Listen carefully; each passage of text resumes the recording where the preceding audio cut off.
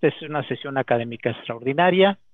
En unos minutos más se va a estar conectando nuestro presidente, el doctor Óscar Hernández Zamudio. Así que pues vamos a dar inicio a nuestra sesión. Ya estamos continuando con las sesiones correspondientes al mes del mieloma múltiple. Y bueno, me va a permitir presentarles en imágenes, en diapositivas, en qué va a consistir nuestra sesión académica extraordinaria. Y bueno, como título de esta sesión va a ser Nuevos Horizontes en el tratamiento del mieloma múltiple en recaída y refractario. En esta ocasión tenemos 3 conferencistas, en los cuales creo que van a ubicar todos los espacios que pendientes todavía que se han visto en el transcurso de este mes correspondiente al mes de mieloma. Y bueno, pues nuevamente reiterar como en cada semana el agradecimiento a nuestro presidente, el doctor Óscar Hernández Zamudio, que bueno, ha tenido problemas de conexión, pero en unos minutos estará con nosotros y él, bueno, pues a través de él la bienvenida a todos nuestros socios, a los que no son socios, pero aún así tienen interés en seguirnos en semana a semana en estas sesiones académicas, temas relacionados a la hematología, y muchas gracias a todos los colegios de hematología y asociaciones de hematología del país, igualmente a las diferentes escuelas de hematología que semana a semana comparten con todos los médicos información en la especialidad de hematología estas sesiones, y igualmente para todos los que nos siguen a través de las redes y a través de esta plataforma en toda América Latina. Nos es muy grato poderles compartir las sesiones con todos nuestros compañeros de toda América Latina. Igualmente, nuestro presidente me ha permitido dar a conocer, hacer la difusión de nuestro congreso anual de hematología. Es el congreso, como ven ustedes ahí, número 61. Es el congreso nacional que va a ser de manera digital. Ya prácticamente estamos en el proceso de las grabaciones de las sesiones. Tenemos realmente un programa donde abarcamos absolutamente todos los temas. El programa ya está disponible.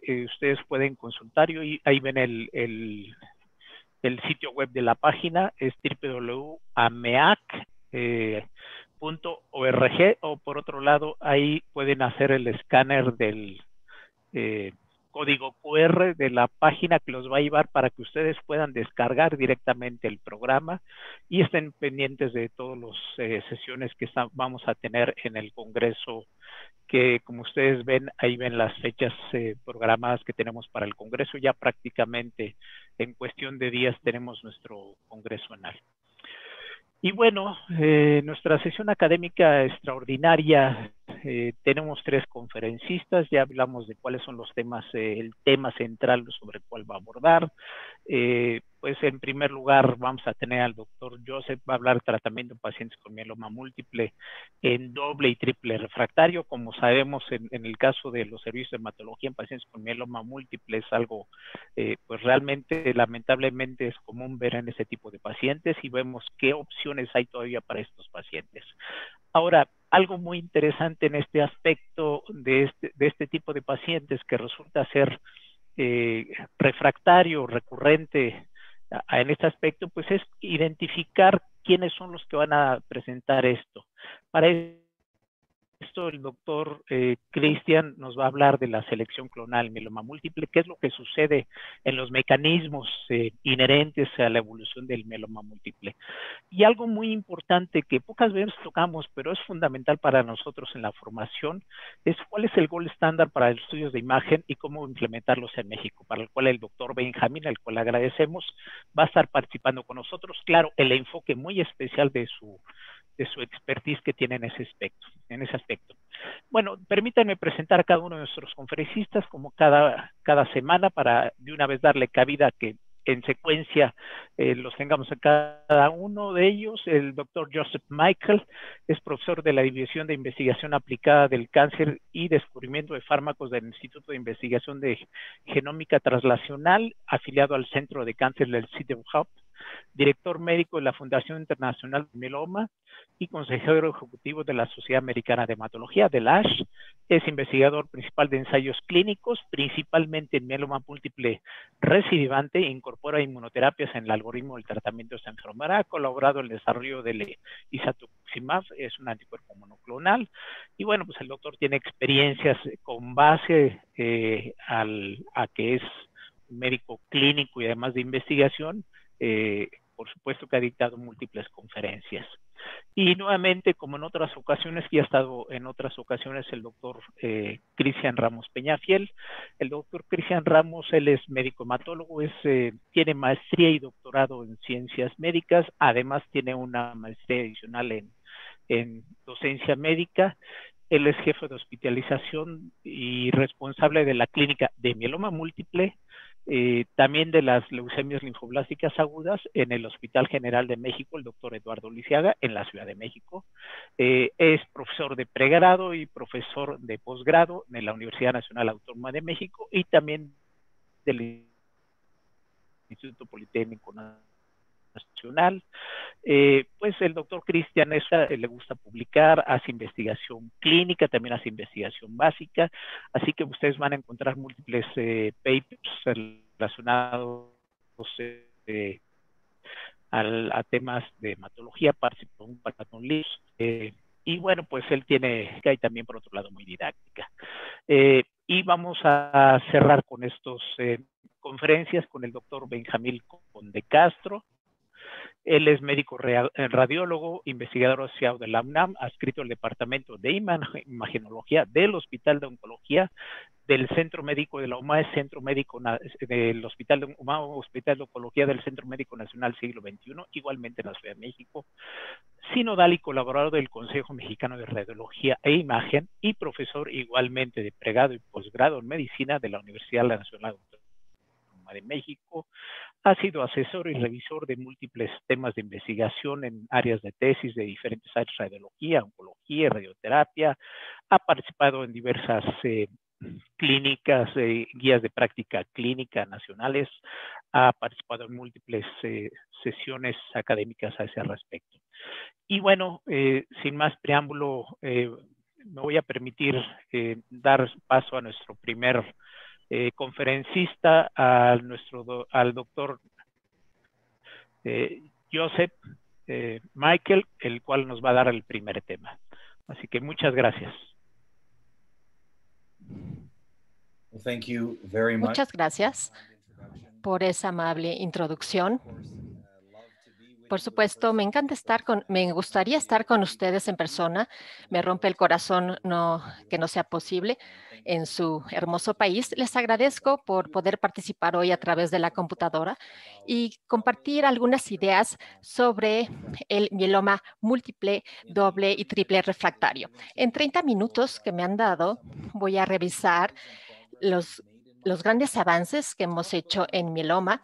Hablaré de la importancia de la terapia temprana, aunque esto es más bien una plática sobre mieloma en recaída. También voy a hablar de la terapia inicial y vamos a ver juntos qué sucede con el mieloma en recaída y sobre todo cuando es mieloma doble, triple refractario. Me gusta comenzar la mayoría de mis pláticas con esta diapositiva que nos da una idea de que estamos viendo grandes mejoras en el mieloma. De hecho, ya podría yo actualizar más esta diapositiva. Cada vez que medimos la sobrevida en el mieloma, suele ser que es una sobrevida de 7 años. Esa es la parte buena de la diapositiva. La parte mala es que sigue habiendo una brecha entre los pacientes con mieloma y pacientes sin mieloma. Así que todavía no estamos curando la enfermedad o avanzando mucho, o muchos avances tienen que ver con el uso de trasplantes de células progenitoras o el uso de nuevos agentes. Ahora, quizá esta diapositiva se vea muy complicada, pero les prometo no aterrarlos con ella. En morado ven las dos células de mieloma. Todo lo demás es el entorno donde viven. Y es fundamental que entendamos que el mieloma no es solo una enfermedad de las células plasmáticas. Realmente es una enfermedad en donde las células plasmáticas invade y empieza a controlar todo el entorno. Conforme buscamos nuestras nuevas estrategias y tratamientos, viendo hacia el futuro sobre el tipo de cosas que haremos, es importante ver que no solo estamos usando quimioterapia que ataca la célula o emplear el mismo entorno en donde las células viven para atacar a la célula de mieloma. Como pueden ver aquí, las células T, las células natural killer, inclusive las células estromales, son los tipos de cosas que sabemos que tienen un impacto significativo en la sobrevida del mieloma. Y realmente para tener un impacto de largo plazo, para controlar el mieloma, se deberá a que controlamos el entorno. Y parte de la importancia de ello es lo siguiente. Sabemos que el mieloma es una enfermedad y su diagnóstico se le llama mieloma múltiple, porque con frecuencia tiene diferentes tumores múltiples dentro de un mismo tumor y se vuelve más agresivo con cada recaída. Como pueden ver en la diapositiva, con cada remisión se vuelve cada vez más corto.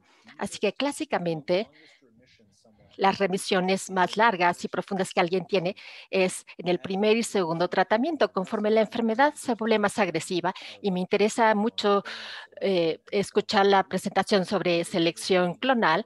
Tuve el privilegio de ser parte de ese trabajo en la clínica y esto es muy importante para entender la fisiología de la enfermedad, pero también nos ayuda al tratamiento y espero mostrarles eso también.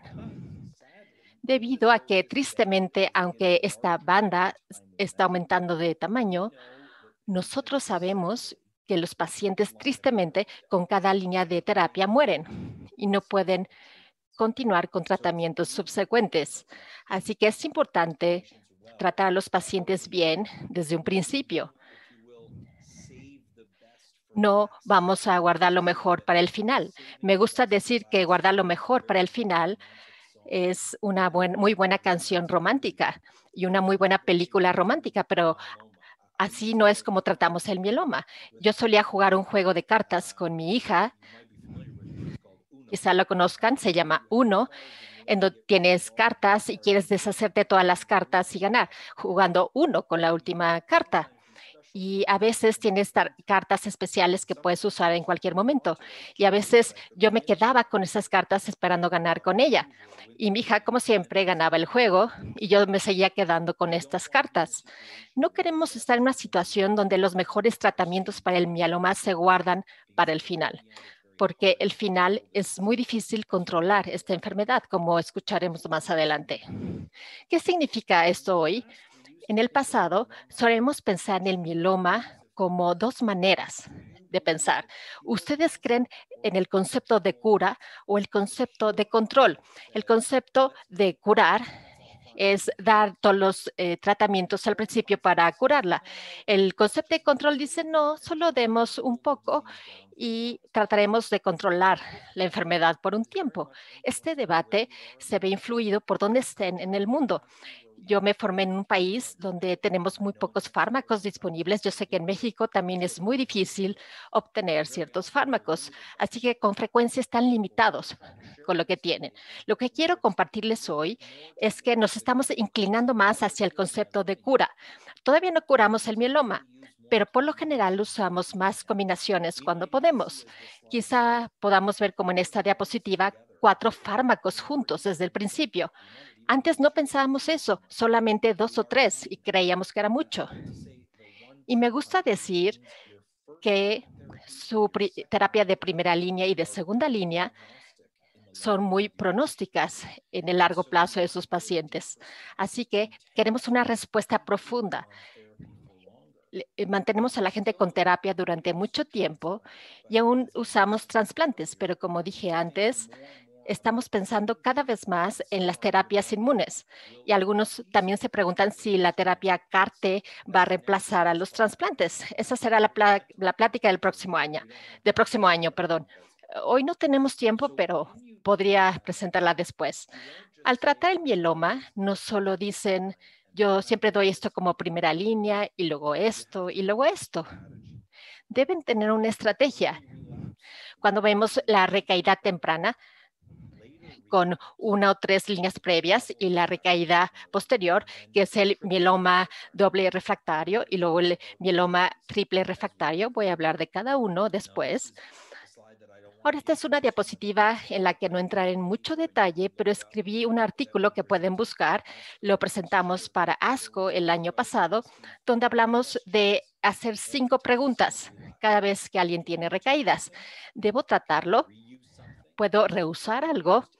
He usado todo lo que está disponible y mencioné que muchos de estos fármacos no están disponibles, pero con base en lo que tienen. He usado los agentes añadidos y he usado un abordaje basado en el paciente. Debemos escucharlos. Es importante conversar con ellos y usar una estratificación de riesgos,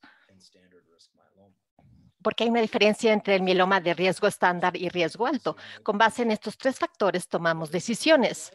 ¿Cómo es la enfermedad? ¿Cuál es el tratamiento? ¿Y cómo es el paciente? Y eso influye en su elección de uno o el otro. Les mostraré algunas de esas elecciones, por supuesto. Mi último comentario antes de ver los datos es recordar que el mieloma realmente no es una sola enfermedad, sino muchas. Ya mencioné la diferencia entre riesgo estándar y alto y lo pueden ver en el contexto de esta diapositiva. Esta línea verde es el riesgo estándar clásico. Entran en remisión y se quedan ahí por mucho tiempo. En segundo lugar, tenemos muchos pacientes con riesgo estándar, como la línea azul, en donde llegan a una buena remisión, pero luego tienen recidivas y cada revisión se vuelve más corta. Y 25% de los pacientes son como esta línea roja, donde la enfermedad regresa muy rápido y muy agresivamente. Eso me pasó con un paciente esta mañana, quien ahora tuvo una recidiva 6 meses después de un trasplante. Y debemos pensar cuidadosamente de lo que podemos ofrecerle. Ahora, muchas palabras en esta diapositiva, pero quiero darles la visión general. Por lo general, tratamos lo más posible usar una combinación con bortezomib y lenalidomida, y en algunas situaciones Belcade, y a veces los pacientes necesitan trasplante. Cuando está disponible y los pacientes recaen, tratamos de usar daratumumab.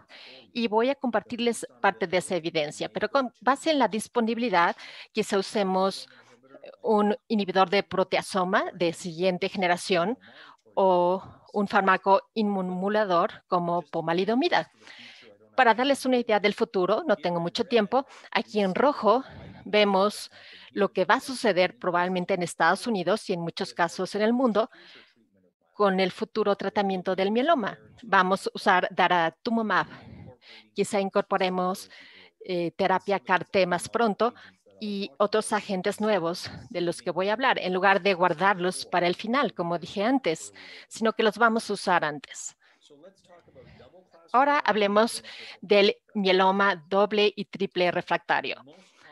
Los agentes más comunes usados desde un principio son el bortezomib, que es un inhibidor de la proteasoma, y talidomida o lenalidomida como agente inmunomodulador.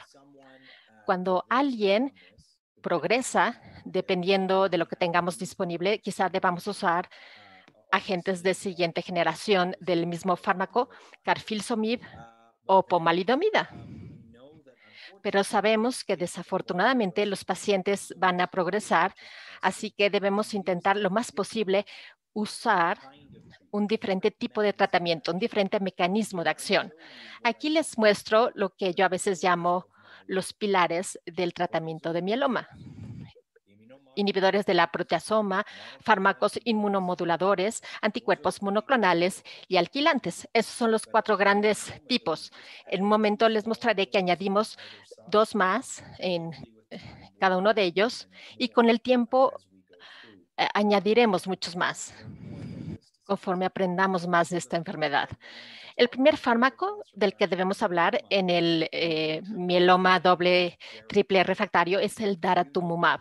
Saben que este fármaco, no necesito explicárselos, es un anticuerpo monoclonal dirigido contra el CD38.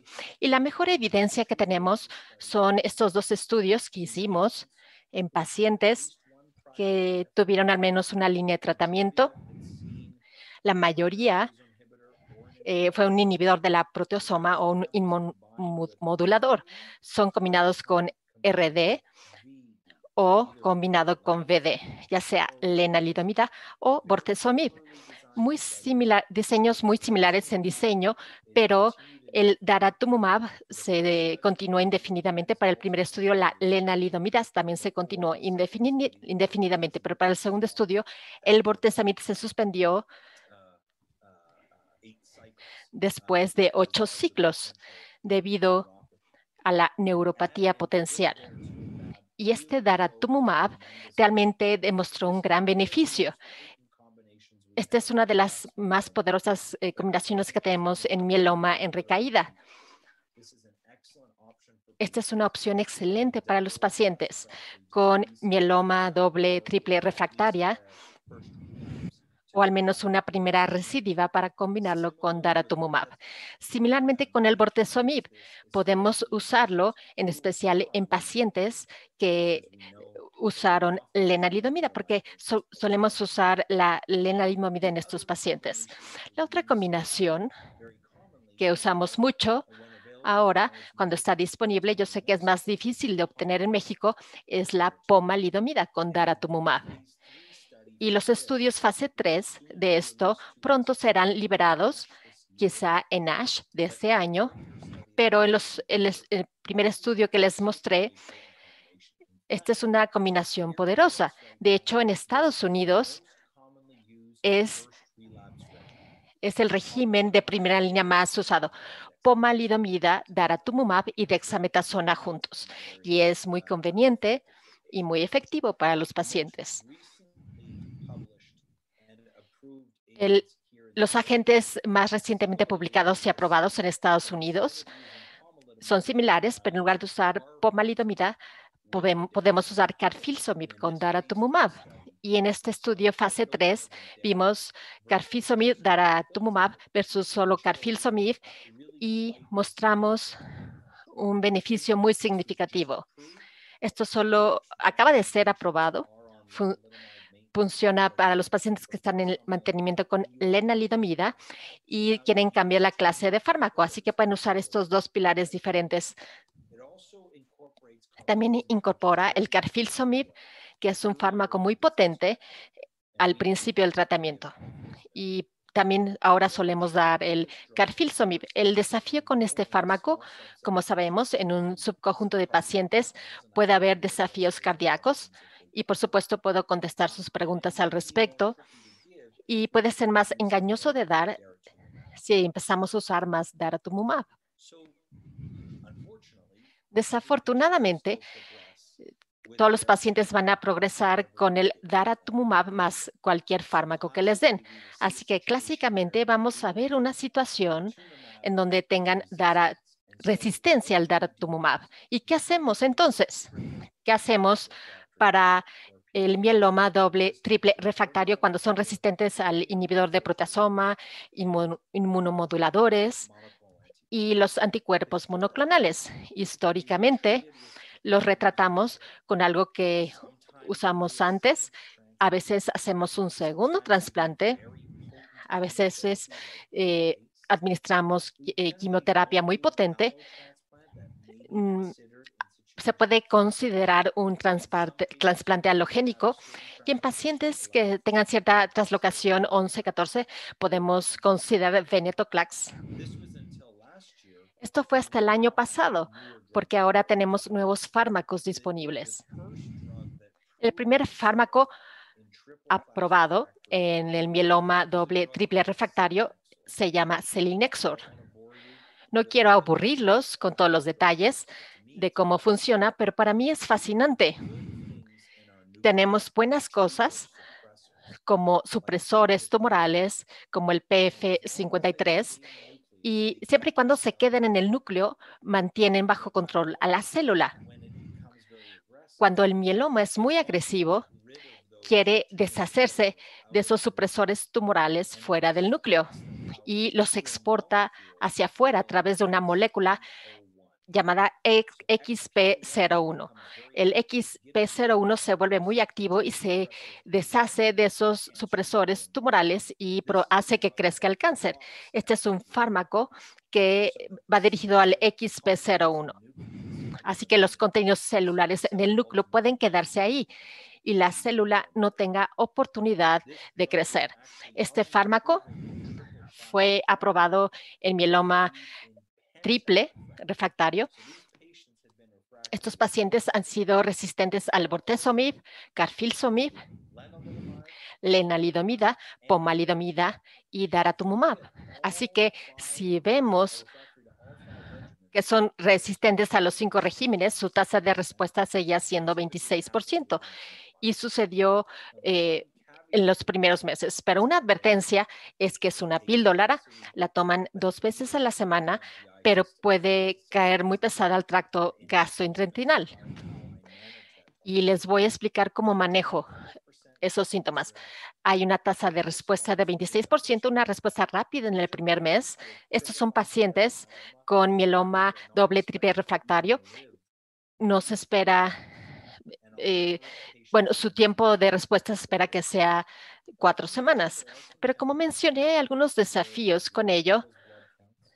Puede alterar los hemogramas, no solo causa náusea y vómito, como ven en el número 3, pero también hace que la gente se vuelva anoréxica, no quiere comer, solo quieren reposar en la cama. Me recuerda a mis adolescentes un sábado por la mañana, no quieren salir de la cama. Quiero decir que es importante que esto realmente puede afectar a un paciente. En algunos pacientes hay hiponatremia ligera, así que es importante manejar agresivamente las citopenias. Para la anorexia, yo he visto que el olanzapine funciona muy bien. En el primer mes es el peor. Es muy importante ese primer mes para asegurar que los pacientes estén bien hidratados, sigan comiendo. De hecho, los llevo a la clínica cada semana durante las primeras 4 semanas para ponerles suero para que no se deshidraten. Les damos Densitron o a un antiemético junto con la dexametasona. La hiponatremia la dejaré para otro lado porque no es tan usual. Bueno, ese fue el primer fármaco que tenemos para el mieloma triple refractario. El tercer fármaco que tenemos ahora y que realmente va a llevarnos otros fármacos en esa clase, es un fármaco que ataca al BCMA o dirigido al BCMA. BCMA, antígeno de maduración de células B. Eso significa el acrónimo. Y esto se expresa muy fuertemente en las células de mieloma, como el CD38, y realmente se preserva inclusive en la etapa tardía de la enfermedad de pacientes con mieloma. Y el primer fármaco que tenemos que funciona en Estados Unidos es el belantamab. El belantamab es un fármaco que es un anticuerpo monoclonal que se engancha al BCMA, pero también, como es un anticuerpo monoclonal, tiene una toxina que puede caer en la célula. Y es lo que pueden ver aquí. Y aunque es un solo fármaco, es casi como tener una combinación, porque tiene este conjugado anticuerpo-fármaco. Hay un estudio clínico que acaba de ser publicado y recién aprobado por la FDA. A los pacientes se les dio este fármaco con mieloma triple refractario. Como pueden ver aquí, tienen que ser refractarios a un inmunomodulador, un inhibidor de proteasoma y a un anticuerpo monoclonal. Fueron tratados con belantamab a 2 dosis diferentes. La dosis va a ser de 2.5 y aquí pueden ver que la tasa global de respuesta es 31%. que lo pone en la misma categoría de los principales fármacos. Acabamos de ver el selinexor, que era 25%. Recuerdan, el daratumumab era 29%. La pomalidomida es 23 o 24%. Carfilzomib era 24%. Así que estos son los fármacos que están demostrando que esto puede funcionar cuando nada más está disponible. Aquí se obtuvo una respuesta del 31%. El desafío con este fármaco es que parte de esa toxina, de hecho, se puede depositar en la córnea. La gente puede desarrollar queratopatía. De hecho, 71% de los pacientes van a desarrollar un poco de queratopatía. Un cuarto de los pacientes tienen problemas visuales, como visión borrosa o dificultad para ver. Pero la FDA en Estados Unidos ha sido muy cuidadosa con este fármaco. Todos los pacientes deben monitorear sus ojos y antes de cada dosis deben ver a un oftalmólogo para monitorear sus ojos. Seguimos tratando de entender esto. Algunos pensamos que si damos el fármaco menos frecuentemente o por vía intravenosa, quizá podamos disminuir la queratopatía. Mi opinión es que este fármaco es muy importante porque es el primero de la clase BCMA con tasas de respuesta muy impresionantes, pero debemos ser muy sensibles a la toxicidad corneal. Enfrentémoslo porque todos usamos los ojos todo el día y debemos ser cuidadosos con ello, pero aún así queremos controlar el mieloma y también hay muy buenos estudios al respecto. Sé que empezamos un poco tarde. Bueno, voy a tratar de terminar antes para recuperar el tiempo, pero quiero que vean esta diapositiva complicada. Hay muchas palabras aquí. Muestro este tipo de diapositiva para que la gente se emocione por el hecho de que ahora tenemos más tratamientos que nunca para el mieloma. Lo que ven aquí en rojo son aquellos que hemos usado por un tiempo. En verde, aquellos que en el último año hemos empezado a usar. Y luego en morado, abajo, vemos fármacos que esperamos poder usar, como la terapia CAR-T, como los anticuerpos biespecíficos, pero que no solo se acoplan al tumor, sino a una célula T local para acoplarla y ayudar a destruir el tumor, sin tener que pasar por toda la complejidad del carfilzomib. Bueno, no tengo el tiempo para explicar todos los fármacos, pero eso debe alentarnos de que ahora hay más opciones para los pacientes. Pero no puedo concluir hasta compartir esta diapositiva porque creo que es lo más importante que podemos hacer. Me encanta dar pláticas sobre mejorar la sobrevida.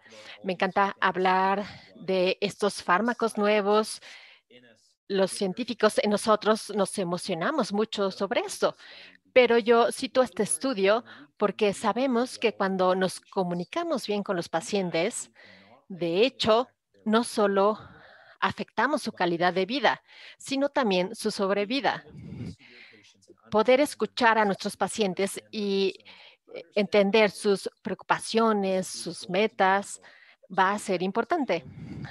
Les puedo hablar de nuevos fármacos todo el día, pero debo compartir con ustedes que es importante comunicarnos bien con nuestros pacientes, porque no solo es mucho más barato, porque estos son fármacos muy caros, sino que es muy importante desarrollar un modelo de equipo con los pacientes y su equipo médico, para que no sienta que solo se les está diciendo qué hacer, sino que queremos que participen en el proceso, en cada paso del proceso. Bueno, voy a concluir viendo hacia el futuro. No pude ver todos estos detalles con ustedes, pero yo creo que la inmunoterapia van a ser más comunes en el futuro. Vamos a usar más fármacos que antes. Quiero escuchar la gran presentación sobre imagenología, porque creo que va a cambiar mucho de las técnicas de imagenología. Quizá podamos suspender el tratamiento en ciertos pacientes con base en las mediciones biológicas. Quizá ya no necesitemos la electroforesis. Podemos hacer el monitoreo a través de espectrofotometría de masa. Debemos trabajar muy duro para poder mejorar el tratamiento de pacientes con mieloma, no solo en mi país, sino en todos los países del mundo. Yo suelo pasar un tercio de mi tiempo en el tercer mundo tratando de entender el mieloma y ayudar a los investigadores de mieloma. Y tenemos mucho trabajo por hacer. Así que ahora voy a concluir y quiero decirles que es un privilegio servir a la comunidad de mieloma en todo el mundo, y en particular en México y Latinoamérica. Recientemente creamos una nueva red de mieloma. Me gustaría mucho trabajar más con ustedes en México en el futuro y les agradezco la gentil invitación para presentar hoy. Por favor, si quieren contactarme, pueden hacerlo. Y por supuesto, más adelante tendremos tiempo para preguntas. Gracias por su atención. Y ahora les cedo la palabra al siguiente orador.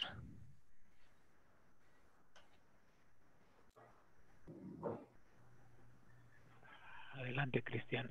Entonces, ¿quieres compartir de una vez tu pantalla? Listo. Bueno, antes que nada, pues muchas gracias a la Agrupación Mexicana de Hematología por la invitación, al doctor Murillo. Good afternoon, Dr. Joseph Michael. Thank you for being with us this afternoon. Gracias, doctor, El por día de hoy voy a estar hablar con un poco nosotros esta acerca tarde. El día de hoy voy a hablar un poco acerca de lo que denominamos selección clonal. Pero para hablar un poco acerca de esto, algo que conocemos, y este es un artículo clásico, el cual lo leemos siempre que intentamos entender algún tipo de tumor, son los sellos del cáncer, los hallmarks, en los cuales comparten todos los tipos de tumores. Un punto importante que hay que entender acerca de todas las células tumorales es que vamos a tener dos pools de células. Unas, las cuales van a ser un pool proliferativo constante que están en ciclo celular, y vamos a tener otras células las cuales se encuentran en quiescencia, en estado G0, las cuales va a ser muy difícil alcanzar, y esas son las que poco a poco van a generar una resistencia. El punto importante es que la mayor parte de los tumores comparten estos mecanismos, entre ellos la angiogénesis, para poder proliferar y finalmente crecer. Pero, muy semejante a los tumores sólidos, la mayor parte de los tumores van a depender del tipo de ambiente que van a tener a su alrededor. Y esta curva, que conocemos todos los oncólogos, es la curva de crecimiento de Gompers, la cual va a ser exponencial conforme va avanzando la enfermedad, y cada vez que damos un tipo de tratamiento va bajando de manera logarítmica cada una de la carga del tumor, hasta llegar a un punto en el cual la inmunoterapia brinda un mayor beneficio. Pero mirando cuando vemos todos estos hallmarks y nos enfocamos ya en mieloma múltiple, destacan dos.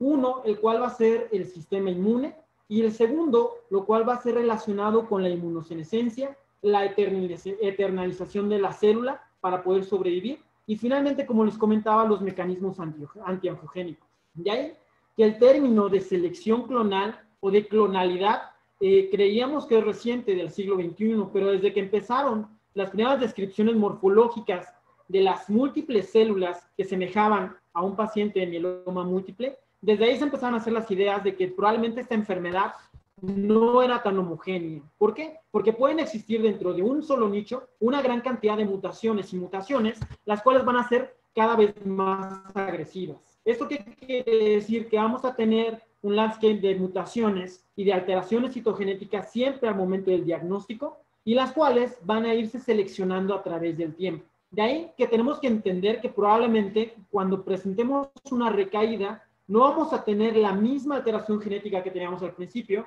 sino vamos a adquirir una segunda, tercera o cuarta mutación, hasta poder llegar a la alteración sobre P53. ¿Esto qué quiere decir? Que finalmente cuando vemos todas las clonas, o vemos toda esa médula ósea llena de células plasmáticas, finalmente tenemos la duda de que si probablemente puede ser benigno, o dentro de todo ese mar de células, hay alguna la cual tenga una extrema malignidad, que sea que finalmente ese periodo de remisión completa sea demasiado lento. Esto nos da a entender que el mieloma múltiple no es una carrera, este es un maratón, el cual puede ir acompañando de alteraciones, las cuales pueden ser hasta cierto punto benignas, las cuales permitan entender por qué pacientes con talidomida pueden permanecer bien 20 años sin alteraciones y sin progresión de la enfermedad, o aquellos los cuales pueden ser extremadamente progresivos, o sea, que podamos tener una alteración citogenética y finalmente el paciente progrese en 3 o 4 meses. De ahí que tenemos que entender que esta selección clonal va a ser específica de la enfermedad y no solamente va a ser exclusiva de un sitio del tumor, sino inclusive dentro del mismo paciente esta selección va a ser exponencial. ¿Qué quiere decir esto? Que cuando nosotros vemos los modelos de evolución clonal dentro de las células, tenemos que entender que cuando nosotros analizamos a todos los pacientes, solamente una mínima cantidad de ellos no va a presentar un cambio. Como se comportaba al principio, se va a comportar en la etapa final de la enfermedad. Pero cuando tenemos una evolución lineal, este fenómeno lo vemos más frecuente como cuando brincamos de la gamapatía monoclonal al mieloma asintomático. Pero finalmente cuando empiezan los síntomas, empieza todo el desastre, porque aquí es cuando empieza la selección clonal. Y normalmente lo que hacía la célula plasmática, esta selección clonal no es algo fisiopatológico del mieloma múltiple, sino es algo que ella aprendió desde que empezaba su etapa de diferenciación. ¿En qué punto lo aprendió esta célula plasmática? Pues finalmente en el centro germinal. De ahí que 50% de las alteraciones citogenéticas del mieloma van a ser asociadas al cromosoma 14. De ahí que esta proliferación y maduración, la célula B la entendió en el centro germinal para poder generar clones. Y de ahí viene algo muy importante, como comentaba el doctor Joseph, de los diferentes factores de transcripción que se encuentran relacionados en la progresión finalmente hacia una célula plasmática normal. De ahí vamos a tener una regulación, tanto en PAC5, vamos a tener una regulación de factores de transcripción de linfocitos B, de la caja X, el factor de transcripción, y finalmente esto, al disregular, se va a permitir que el linfocito B brinque y se forme en célula plasmática. Pero el punto más importante es cuando la célula plasmática ahora regresa al microambiente. De ahí es donde va a generar esa primera selección clonal y va a tener una relación muy estrecha con las diferentes señales dentro de este microambiente, inclusive con los vasos sanguíneos, y poder tener inclusive opciones para poder usar algún bloqueo terapéutico, como comentó el doctor Joseph, para poder intentar inhibir esta relación estrecha que existe entre la célula plasmática y las células que se encuentran alrededor del microambiente.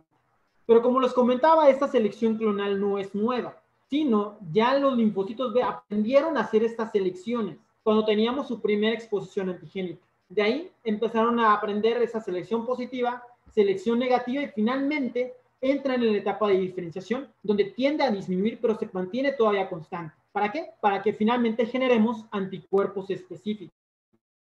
Entonces esa expansión clonal entra dentro de la fisiología pues de nuestros linfocitos B, pero el mieloma múltiple lo utiliza a su favor para hacer la progresión de la enfermedad.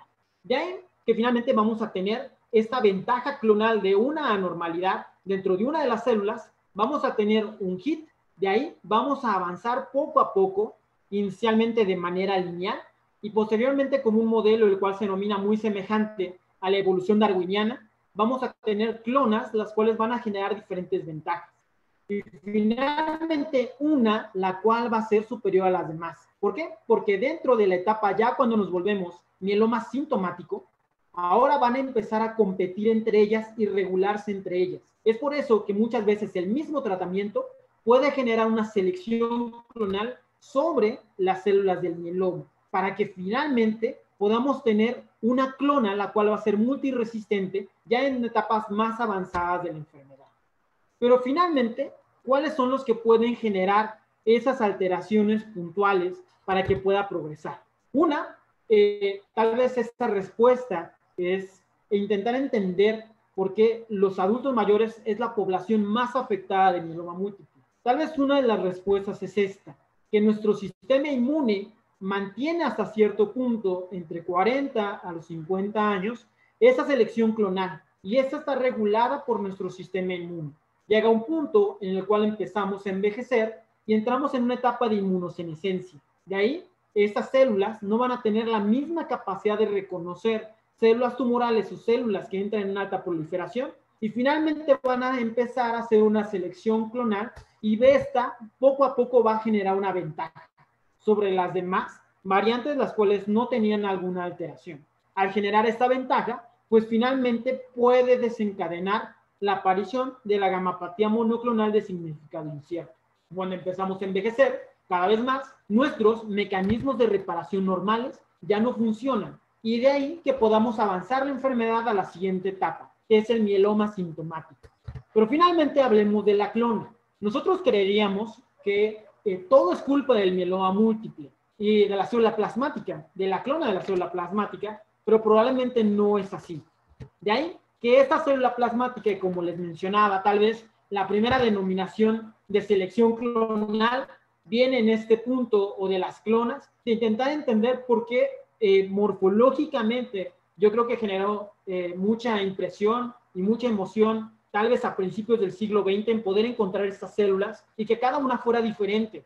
Y a diferencia de tumores como la leucemia linfoblástica, que son muy semejantes, intentar entender por qué estas células son diferentes entre sí. De ahí que ahora, ya en el siglo XXI, entendemos que sí, son diferentes entre sí, cada una de ellas puede generar una ventaja. De ahí que cuando nosotros hacemos el diagnóstico de nuestro paciente, vamos a tener una célula tumoral iniciadora. ¿Cuál va a ser el desencadenante? La edad, nuestros factores de riesgo iniciales, la exposición a neurotóxicos, la misma inmunosenescencia, infecciones crónicas que podamos tener, enfermedades inflamatorias como diabetes e hipertensión. Pero el punto importante inicial es que esta alteración que vamos a encontrar al principio va a depender del microambiente. Entonces el microambiente es el que le va a generar este estrés celular y que finalmente la célula genere diferentes alteraciones citogenéticas. ¿Cuáles son las que podemos tener al principio y que genera que esa célula genere ese cambio y que progrese e intente proliferar de manera descontrolada? Probablemente, pues, alteraciones ya sobre el cromosoma 14. ¿Por qué? Porque lo venimos acarreando desde el centro germinal. La translocación 11-14, que también es una posibilidad de blanco terapéutico, 4-14 que podemos tener al momento del diagnóstico, y entender que probablemente cuando tenemos un paciente el cual debuta con un plasmocitoma, de ahí, pues finalmente el mecanismo va a ser diferente. Este va a ser independiente de los estímulos de la médula. Pero finalmente, ¿quién le da ese estímulo? La expresión del factor nuclear kappa B y MYC. De ahí que cuando ya aparece la última etapa de la enfermedad, ahora sí, la célula plasmática se vuelve independiente. Pero esto lo vemos entre la segunda y tercera generación de clones. Por eso, muchas veces, la etapa inicial, y como comentaba el doctor Joseph, la primera remisión es la luna de miel del mieloma realmente. ¿Por qué? Porque aquí es cuando el paciente se emociona muchísimo, porque ya redujo su componente monoclonal, pero poco a poco sabemos nosotros que en algún punto va a tener una recaída, ya sea sintomática o asintomática. Pero finalmente, y lo aprendimos de los tumores sólidos, el mieloma múltiple no queda excluido de esto. De toda la relación y probablemente entre toda la oncología hematológica, esa es la que tiene más interacción entre todas las células, porque la carga tumoral no es tanta como lo que tiene alrededor en su microambiente, y de ahí vamos a tener tanto una interacción entre las diferentes células inmunes que van a intentar controlarlo, mecanismos también de angiogénesis, vamos a tener a los fibroblastos infiltrantes que podemos tener dentro del microambiente, y de ahí poco a poco poder inducir que esta célula avance. De ahí que el sistema inmune tiene que hacer muchas cosas, y entre ellas reconocer las señales. Pero ¿cuál es el problema de la célula plasmática maligna? Que dentro del microambiente también tiene sus propias señales y manda también sus mensajes de WhatsApp. De ahí, como igual es imposible quitarle a los residentes su celular, lo mismo hacen las células plasmáticas. Están mandando mensajes de WhatsApp todo el tiempo. ¿Y a quiénes las mandan? Pues finalmente a sus nuevos vecinos que están alrededor. De ahí que las células inmunológicas normalmente lograrían controlarlo, pero esos mensajes que están excesivos entre todo este microambiente van a hipnotizar en algún punto a estas células inmunológicas, a estos linfocitos T, y finalmente no las van a reconocer. Pero ¿cómo generan el mensaje? El mensaje va a estar dado por estas vesículas llamadas exosomas. Esta es la forma entre la cual las células tumorales se comunican. Mientras más grandes sean, van a contener mayor cantidad de microRNAs, inclusive organelos celulares, información genética, y por ejemplo, en este modelo de ratón, en el cual se evaluó poder transfectarlo con estas células malignas llenas de microvesículas, podemos ver que la progresión de la enfermedad, inclusive a nivel óseo, es muchísimo más rápida. ¿Eso qué quiere decir? Que finalmente, mientras las células mantienen una gran cantidad de mensajes, lo más probable es que esa célula sea resistente. Y por ejemplo, en este modelo, el cual se evalúa con el ligando de Rank, aquellas las cuales fueron transfectadas con estas microvesículas, finalmente la destrucción ósea es muchísimo más rápida. ¿Qué quiere decir esto? que finalmente mientras más comunicación tenga la célula plasmática con su microambiente que está alrededor, esta la va a poder regular. ¿Y para qué va a funcionar esto? Para que ella pueda sobrevivir. Pero finalmente, ¿qué otros mecanismos se encuentran implicados en esto? Una, hay que entender que el microambiente va a ser doble. Vamos a tener un microambiente tumoral dentro de un microambiente normal, pero ahora vamos a tener un microambiente vascular neoplásico. ¿Qué quiere decir esto? Que esa expresión tan elevada del factor de crecimiento vascular va a generar que dentro de este nicho vascular, este microambiente vascular, vamos a tener una sobreexpresión del factor nuclear kappa B y BCL2. E inclusive la coadministración de medicamentos como los inhibidores de proteasoma pueden inducir todavía aún mayor que pueda tener este efecto y que podamos tener una segunda oleada de esta microvasculatura.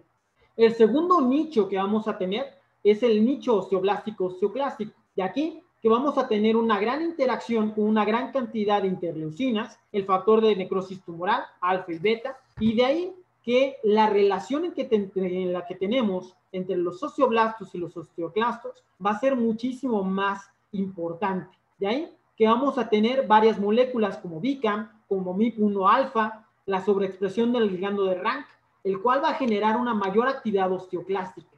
Y finalmente la sobreexpresión de CD38 va a generar una segunda señal, la cual es el CD73-203, el cual va a inducir que finalmente esta célula quede protegida dentro de un nicho y por eso se vuelva muy probablemente resistente. Este es uno de los mecanismos que ha sido relacionado, pues finalmente con la resistencia, tanto a melphalan, por ejemplo, otras quimioterapias y dexametasona. Pero también lo que le enseña este mecanismo a la célula es a sobrevivir. Y el bortezomib, por ejemplo, sobreexpresa dentro de este nicho el factor de crecimiento transformante beta, pero también puede inducir y atraer una mayor cantidad de fibroblastos activados, fibroblastos tumorales, los cuales puedan hacer este escudo de defensa alrededor. Y esto es lo que podemos llamar como la selección clonal de tratamiento.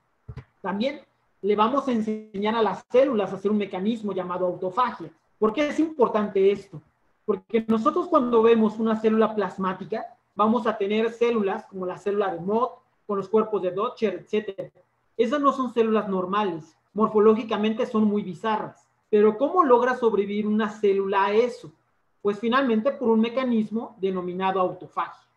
De ahí que vamos a tener en este punto una sobreexpresión de la vía RAS y una sobreexpresión de MYC. Entonces ahora sí, esta célula ya aprendió a sobrevivir. ¿Por qué? Porque siempre estuvo estresada. Cuando le damos quimioterapia, por eso falló, porque dentro de su célula ya tenía un estrés oxidativo.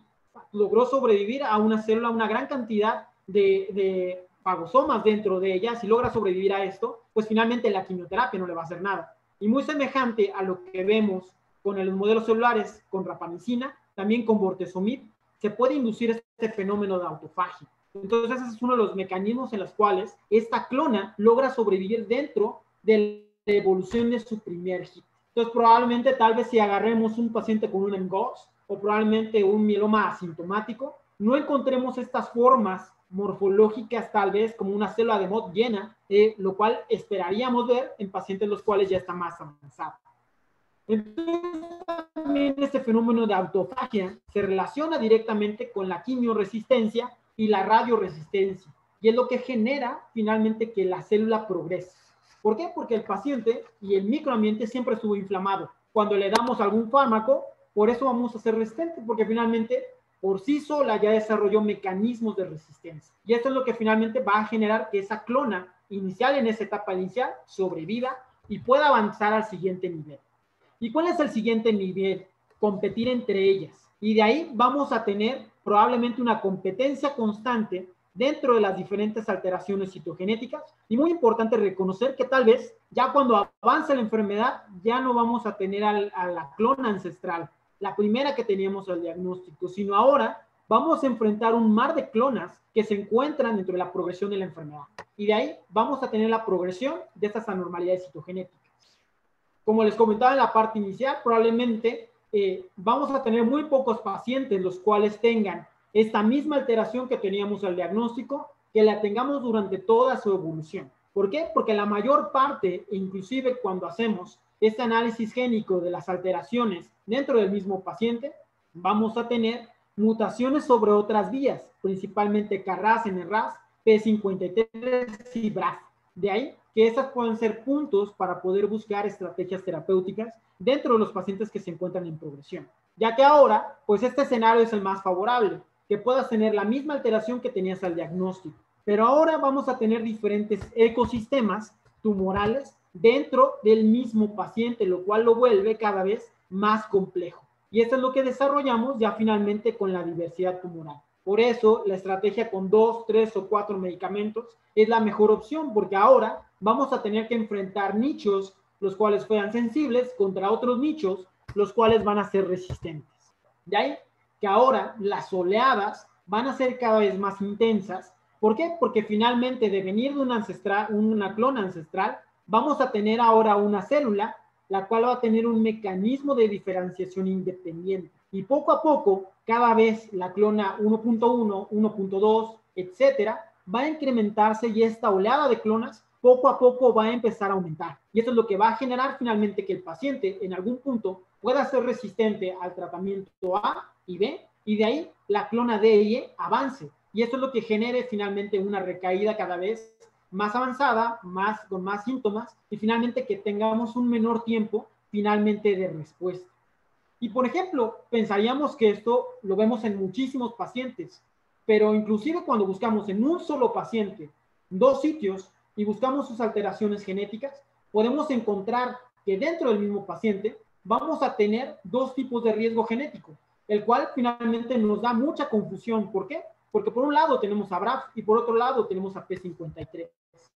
De ahí que, como comentaba el doctor Joseph dentro de su trabajo, tal vez el modelo más aceptado de evolución sea este modelo darwiniano, en el cual poco a poco las clonas van a sobrevivir acorde a lo que se encuentran y se están enfrentando con los diferentes fármacos que estamos administrando. Por eso tal vez sea muy raro ver pacientes con P53 desde un inicio, si no esperamos tener estas alteraciones probablemente más adelante.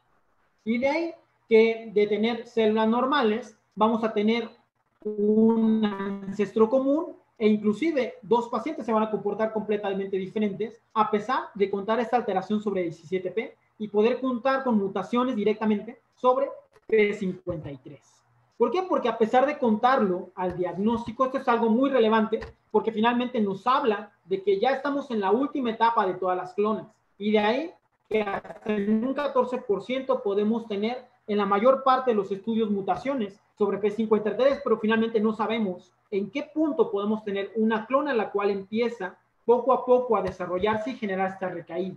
De ahí que, como comenta igual en la plática inicial, es muy importante entender que no nos enfrentamos a una sola enfermedad, sino que nos enfrentamos a una enfermedad múltiple. Y en algún punto, la inmunoterapia y los diferentes blancos van a ser la estrategia, las cuales puedan combatir estas clonas muchísimo más resistentes desde una etapa mucho más temprana, lo cual nos vuelve lógico que no reservemos lo mejor hasta la etapa final, que finalmente el paciente ya tiene progresión.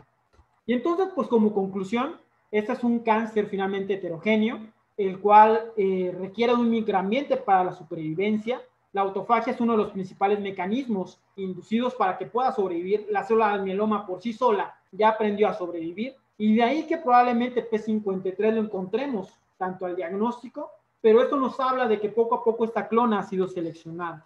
Y como bien lo comenta el doctor Joseph, tal vez ya en la etapa final, probablemente a los pacientes no les importa el pico monoclonal que tienen o el nicho de mutación. Tal vez lo único que le importa es poder ir a la fiesta y bailar con su nieto. Ellos lo que necesitan finalmente es calidad de vida. Entonces, tal vez poder buscar el mejor tratamiento sea la mejor opción para ellos. Y entonces un equipo multidisciplinario es la mejor forma para poder también hacer nuestra batalla, para poder tratar a nuestros pacientes de mieloma. Y pues con eso serán todas mis diapositivas y muchas gracias por su atención.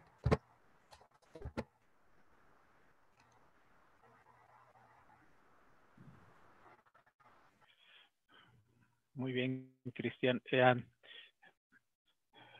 Benjamín, ¿podríamos pasar a compartir tu pantalla, por favor?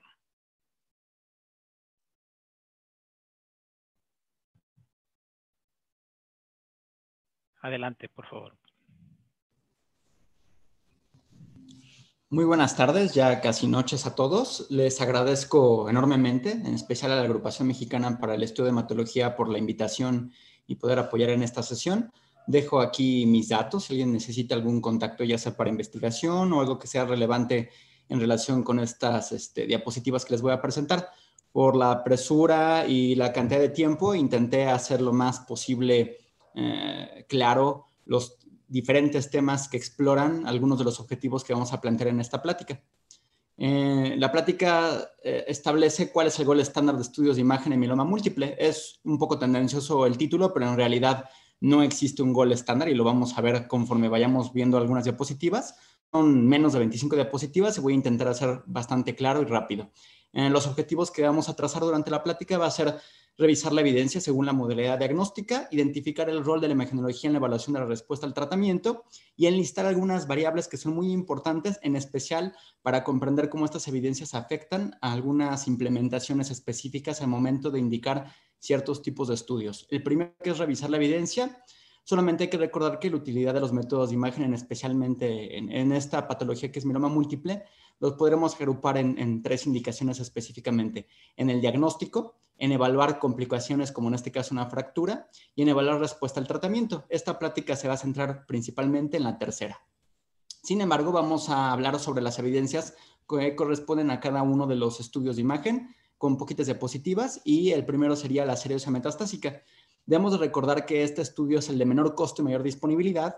Sin embargo, es de baja sensibilidad, permite diferenciar diagnósticos, en especial algunas patologías que puedan parecerse o simular que sean lesiones líticas únicas, que es generalmente cuando hay alguna dificultad en establecer un diagnóstico con plasmocitomas. Pero cuando ya son múltiples lesiones líticas, generalmente el diagnóstico diferencial más importante para establecer son otra enfermedad metastásica de otro primario desconocido, o cuando ya tenemos un primario conocido.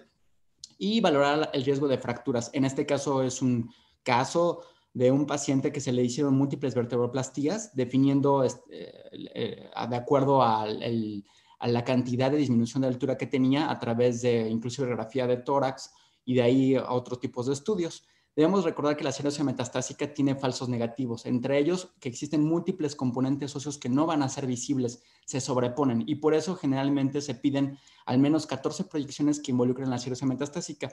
Y de falsos positivos tenemos desde osteopenia, que son una gran mayor cantidad de los pacientes y más conforme la evolución sobrepasan los meses, otros tumores, otras fracturas por otras patologías. Incluso la cirrosis metastásica no permite definir, cuando ya existen ciertas fracturas, si la fractura fue por osteopenia o si la fractura fue ocasionada en un sitio de terreno patológico. En cuanto a la tomografía computada, tiene mayor sensibilidad en detecciones especialmente líticas en comparación obviamente con rayos X y también con gammagrafía.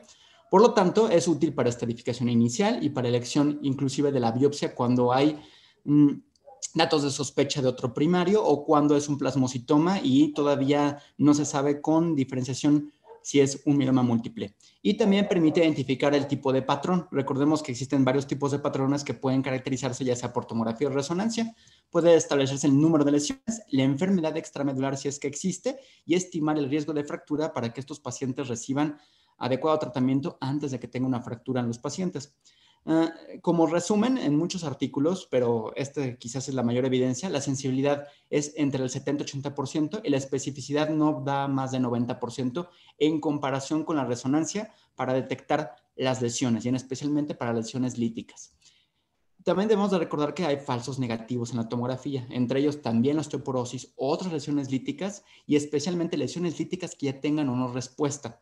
Y como falsos positivos tenemos lesiones que sean menores de 5 milímetros, lesiones indeterminadas con depósito que tengan grasa focal, que es la mínima de proporción, pero que por densidad van a pasar desapercibidas, ciertos tumores que pueden simular lesiones líticos, entre el más frecuente el hemangioma y hemangioma vertebral, que puede ser único o múltiple, y los cambios Modic tipo 2, que pueden simular a otras lesiones que son líticas. Y es algo muy importante que debemos de considerar el protocolo de tomografía computada con cuerpo entero.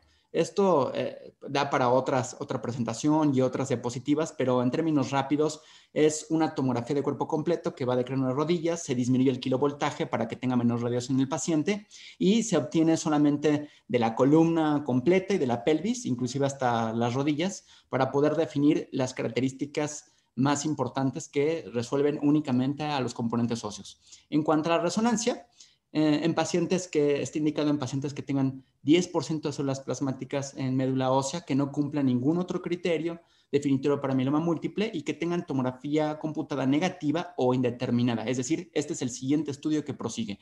Y es útil para evidenciar los distintos patrones, caracterizar lesiones que pueden haber sido indeterminadas por tomografía, caracterizar espacio medular, en especial, por ejemplo, en este caso, hacia dónde se va la fractura, si compromete qué tanto de tejidos blandos, pero también es importante para caracterizar el espacio medular, afectación de los tejidos blandos, pero aparte de esto también para evaluar necrosis avascular, es decir, diferenciar ese diagnóstico y también para determinar enfermedad oculta, es decir, enfermedad que haya sido desapercibida o indeterminada por tomografía, ya sea porque es mínima, ya sea porque es menor de 5 milímetros o porque únicamente está afectado especialmente los huesos planos. Y algo muy importante es que permite evaluar la respuesta al tratamiento, pero únicamente de forma tardía. Inclusive tienen que pasar 8 meses para que nosotros podamos saber con mayor sensibilidad y especificidad que ese hueso ya no está afectado y por lo tanto es un estudio que no se utiliza para la evaluación de respuesta al tratamiento. También es importante considerar que para la resonancia magnética existe un protocolo que es de cuerpo entero. Se hace secuencia T1, T2, STIR, difusión y ADC. Son las secuencias prácticamente básicas, el cuerpo completo. Es necesario ciertas antenas y ciertas tecnologías y obviamente que el técnico y el radiólogo estén capacitados para poder realizar este tipo de interpretaciones.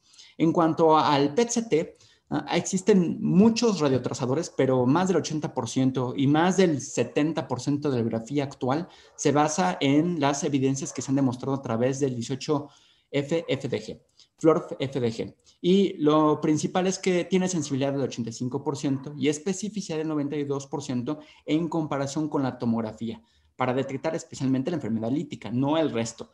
Y tiene sensibilidad de 84 a 83 de especificidad en comparación con tomografía para detectar especialmente lesiones difusas. Es decir, el PET-CT en especial va a permitir determinar y caracterizar aquellas lesiones que sean menores de 5 milímetros, aquellas lesiones que sean difusas, que estén en componentes únicamente blandos o que todavía estén indeterminados o que estén en sitios que ya no sea tan factible a través de resonancia o tomografía caracterizarlo, ya sea porque se le dio quimioterapia, radioterapia o ya sea porque tiene una fractura ese mismo hueso.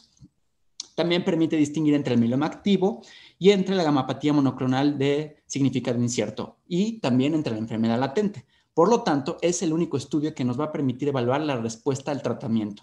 Debemos de recordar, y esta diapositiva es muy importante para ustedes como clínicos, que existen ciertos falsos negativos en el PET-CT, especialmente cuando se utiliza el FDG. El principal es que los pacientes tengan hiperglucemias en el momento en que se hace el estudio, por lo tanto debe de tener un síndrome, si tiene síndrome metabólico o tiene alguna otra cosa, es importante que estos pacientes no tengan cambios o alteraciones en la glucosa. En cuanto a tratamiento de esteroides recientes y dosis altas, se refiere que no hayan pasado, que por lo menos hayan pasado 7 días y que especialmente cuando recibieron dosis altas.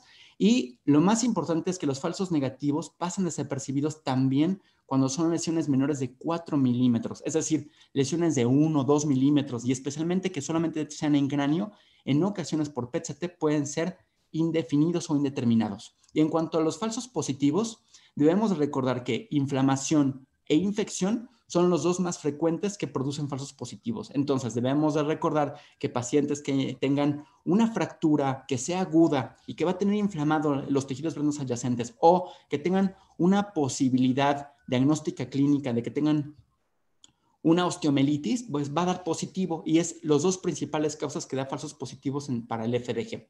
También debemos de recordar que la radioterapia y quimioterapia que sean muy recientes, especialmente la radioterapia que no hayan pasado más de 4 semanas, puede ser posible que tenga un falso positivo. Cirugías y biopsias recientes, es decir, que no haya pasado por lo menos 4 semanas, es posible que también dé falsos positivos y otros 2 diagnósticos, fracturas e infarto óseo, especialmente infartos óseos que sean agudos. Entonces, hay ciertas lesiones que pueden simular, especialmente cuando el infarto agudo ya es subagudo, puede simular en ocasiones alguna fractura o puede simular en ocasiones lesiones líticas. Difícilmente, pero puede simular, al menos clínicamente.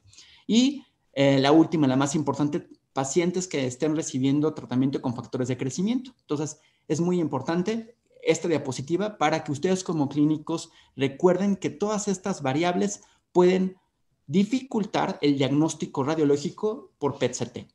Ahora, en cuanto a identificar el rol de la imagenología en la respuesta al tratamiento, vamos a dar rápidamente algunas diapositivas.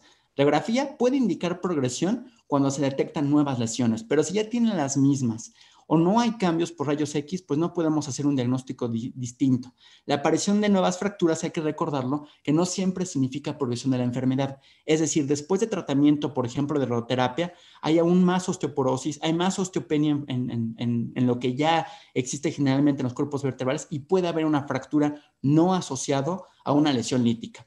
En cuanto a tomografía, para la progresión va a haber un incremento en número y tamaño de lesiones. Es igual que rayos X, pero en cuanto a respuesta al tratamiento de las lesiones líticas, puede observarse reemplazo graso, disminución del tamaño o inclusive aparición de esclerosis periférico central. Estas 3 variables que hacen que haya cambios en cuanto a respuesta al tratamiento en los tejidos óseos visto por tomografía es lo que no permite que nosotros podamos hacer un diagnóstico fidedigno y que disminuya muchísimo la especificidad. En cuanto a respuesta al tratamiento de la enfermedad extramedular, en ocasiones puede observarse resolución, pero eso no significaría tampoco que esté resuelto. Es decir, la tomografía difícilmente va a permitir la respuesta al tratamiento. En cuanto a resonancia magnética, para la respuesta completa va a ser necesario que exista resolución de todas las anormalidades en la médula ósea, lo cual difícilmente va a suceder. Por lo tanto, las respuestas parciales generalmente se ven como conversiones del patrón difuso a un patrón focal. Puede observarse inclusive cambios en la intensidad de señal, que se vea de aspecto graso o que disminuya la intensidad de señal, y eso no necesariamente va a significar que exista respuesta al tratamiento. En cuanto a respuestas al tratamiento, puede haber una reducción en la intensidad de señal T2, va a haber una disminución del tamaño y una ausencia del realce del contraste. Sin embargo, esto no es tan altamente específico, inclusive aún con la disminución del realce y aún con la disminución del tamaño y aún cuando no existan nuevas lesiones, no necesariamente va a significar que tenga respuesta completa al tratamiento. Y para observar hallazgos de resolución o indicativos de respuesta al tratamiento, se requiere un intervalo de al menos 9 meses. Esto es muy importante que lo entiendan. Para la resonancia magnética, necesitamos 9 meses al menos de otro estudio de resonancia para averiguar si realmente tuvo respuesta completa al tratamiento. Ahora, en cuanto a PET-CT, y es a lo que resuelve principalmente estas diapositivas. La primera, cuando hay una asociación con peor pronóstico, cuando existe una captación anormal después de tratamiento, en cuanto a incremento, todavía existe un sub mayor de 4. Recordemos que, así como la intensidad de señales para resonancia y las unidades Hounsfield para tomografía, para el PET-CT es el sub. Es una unidad estandarizada para poder verificar en cualquier centro que sea compatible para la visualización de imágenes tomográficas y de PET-CT, cuánta densidad, digámoslo así, el sub es el valor que tiene en cuanto al metabolismo que existe en esa zona, y normalmente por arriba de 4 está asociado a un peor pronóstico. Más de 3 lesiones focales que sean persistentes, enfermedad extramedular o nuevas captaciones que no tuviera, significa un peor pronóstico y significa que no hay respuesta al tratamiento. Y en cuanto a asociación con respuesta al tratamiento, pues necesitaremos nosotros identificar que existe una desaparición de la captación, lo cual difícilmente sucede, o que al menos existe una disminución del tamaño o del sub. Existen distintas clasificaciones. La que se utiliza para el International Myeloma Working Group es especialmente cuando haya una disminución menor de 2.5 sub o cuando se hace una relación del sub que existe a nivel del mediastino o de otros componentes, incluyendo el hígado. De acuerdo a estas características que nosotros evaluamos, tenemos que entregar en el reporte cuánto disminuyó, si es que disminuyó y si es que existe desaparición completa de la captación, para nosotros poderles ofrecer el tratamiento específico de lo que significaría la respuesta completa o que no exista metabolismo en ese momento en ese paciente. por último, vamos a enlistar algunas variables importantes que a ustedes les sirven mucho como clínicos de por qué se tienen que elegir los estudios. De acuerdo a lo que dijimos en las evidencias, pues lo más factible sería que para todos los pacientes escogiéramos PET-CT, pero debemos de recordar las siguientes cosas. 1, la radiación, la disponibilidad que va a haber de estos dos equipos, que en especial es resonancia y PET-CT, el precio y las recomendaciones de las evidencias. El primero, solamente esta tabla para recordar que una radiografía de tórax equivale aproximadamente a 10 días de lo que nosotros como humanos nos radiamos en la radiación de fondo, es decir, la radiación natural que todo humano tiene en cualquier parte donde viva. Eso significaría un 0.1 milisieverts, que son las unidades de radiación de fondo. Ahora, en cuanto a una serie ósea metastásica, equivale aproximadamente a 2 años de lo que sería la radiación de fondo. En cuanto a una tomografía de cuerpo entero, significaría 3 años. Y en cuanto sería una tomografía de cuerpo entero que no tuviera disminución de la radiación, es decir, del kilovoltaje, sería equivalente a 6 años. Y un PET-CT es equivalente a 5 a 8 años, siempre y cuando sea con un solo radioisótopo y en una sola fase. Es decir, es lo más frecuente. Por lo menos el paciente se estaría irradiando 5 años de radiación de fondo. Ahora, en cuanto a algunas otras características, la disponibilidad. Hay pocos registros en nuestro país y uno de ellos es el que se establece a través de las guías de CENETEC. CENETEC en 2016 hizo una investigación muy rigurosa y esto es lo que obtuvo, que para 2016 estos eran los equipos de resonancia que habían en todo el país. Entonces, si se dan cuenta, son muy pocas. La mayor cantidad está en medio privado, pero aún en el IMSS, aún en centros que son del ISSSTE, pues no excede más de 50 resonadores. Eso trae como consecuencia que el paciente tarde a veces en llegar a este tipo de estudios. Y el segundo y más importante que quiero que tengan claro, para el 2016 existían solamente 32 existían solamente estos equipos y aquí se muestra en color de rojo en dónde estaban esos equipos. Si se dan cuenta, en la Ciudad de México había 14. Del 2016 para ahora, pues podríamos pensar que ya incrementó muchísimo, pero en realidad no ha incrementado ni siquiera más del 20% de lo que había de PET-CTs en ese entonces. Ahora, algo muy importante es que incluso en el IMSS no hay PET-CT. Mandamos PET-CTs para la UNAM, los subrogamos, e inclusive para el ISSSTE hay un solo PET-CT. Para los institutos hay menos de 4 PET-CTs para todos los institutos y esto nos trae entonces establecer una concordancia entre lo que podemos exigir y pedir y entre la disponibilidad que existen especialmente de estos equipos. Ahora, finalmente, esta es una investigación a través de los precios que se establecen entre los hospitales que son los más baratos y entre los más caros, y una serie ósea metastásica cuesta aproximadamente entre 2,500, pero puede llegar a costar hasta 3,500 pesos. Esto es precios antes inclusive de la pandemia. Algunos precios ya se elevaron, por ejemplo, del PET-CT y resonancia en algunos tipos de hospitales, por la baja disponibilidad que hay, tienen que subir entonces la cantidad de precio. Para tomografía puede llegar hasta 4,500 por región, es decir, por ejemplo, columna torácica nada más. Y para el cuerpo entero puede llegar a costar hasta 28,000. En cuanto a resonancia magnética, si ustedes pidieran por región, puede llegar a costar entre 5,000 a 5,500. Y una resonancia magnética de cuerpo entero, si ustedes la solicitaran de esa forma, sería lo equivalente aproximadamente por lo menos a 35,000 pesos. En cuanto a un PET-CT, pues es algo ya más establecido y se muestra que hay precios entre 25 o inclusive hasta 35,000, pero pueden haber hospitales inclusive que llega a costar hasta 45,000. Eso trae entonces la repercusión de que pueda, no solamente por la disponibilidad, sino por el precio de lo que tienen los pacientes, de poder exigirles este tipo de estudios.